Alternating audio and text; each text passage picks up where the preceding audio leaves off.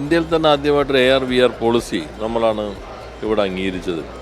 Creative economy ലക്ഷ്യം വെച്ചുകൊണ്ടുള്ള ഒരു നയം ആദ്യമായി രൂപീകരിക്കുകയും അതിനാവശ്യമായിട്ടുള്ളൊരു ഇക്കോസിസ്റ്റം കേരളത്തിൽ വരികയും ചെയ്തു. അതിന് നല്ലൊരു പങ്ക് ഇപ്പോൾ നമുക്ക് കളമശ്ശേരിയിൽ തന്നെ ലഭ്യമാണ്.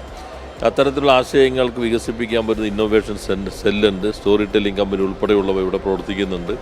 ആ ഘട്ടത്തിലാണ് വികസന പ്രവർത്തനങ്ങൾ കൂടുതൽ ജനങ്ങളിലേക്ക് എത്തിക്കുന്നതിന് വേണ്ടി മൊബൈൽ ആപ്പ് ആകാമെന്നൊരു ചിന്ത വന്നത്.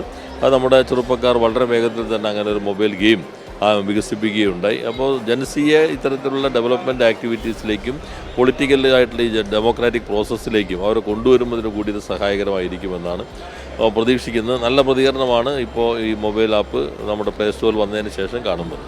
ഈ തെരഞ്ഞെടുപ്പ് പ്രചരണവുമായി ബന്ധപ്പെട്ടും രാഷ്ട്രീയ രംഗത്ത് ഇത് ആദ്യമായിട്ടല്ലേ ഇങ്ങനെ ഒരു മൊബൈൽ ആപ്പ്? ഇങ്ങനെ മൊബൈൽ ആപ്പ് ആദ്യമായിട്ടാണ്. നമ്മൾ പലതും ഞങ്ങൾ ആദ്യം SFIയിലൊക്കെ പ്രവർത്തിക്കുമ്പോഴാണ് ഇന്ത്യയിൽ ആദ്യമായി ഒരു സംഘടന ഒരു വെബ്സൈറ്റ് രൂപീകരിക്കുന്നത്. അന്ന് ഇപ്പോൾ BJP പോലുള്ള പാർട്ടികളൊക്കെ ടെക്നോളജി ഉപയോഗിക്കാൻ തുടങ്ങി ഇപ്പോൾ വളരെ മുൻപിലാണെങ്കിലും അന്ന് ആരും തന്നെ അത്തരം സംവിധാനം ഉപയോഗിച്ചിരുന്നില്ല. അപ്പോൾ കേരളത്തിലാണ് നമ്മൾ സ്റ്റുഡൻസ് ഫെഡറേഷൻ ഓഫ് ഇന്ത്യ അങ്ങനെ ഒരു സംവിധാനം കൊണ്ടുപോകുന്നത്.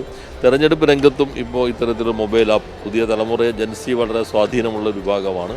അവരുടെ സ്വപ്നങ്ങൾക്കൊപ്പം സഞ്ചരിക്കാനായിട്ട് നമുക്ക് കഴിയേണ്ടതുണ്ട്. അതുകൂടി കണക്ട് ചെയ്തുകൊണ്ടാണ് ഇങ്ങനെയൊരു പദ്ധതി നമ്മൾ ആവിഷ്കരിച്ചിട്ടുള്ളത്.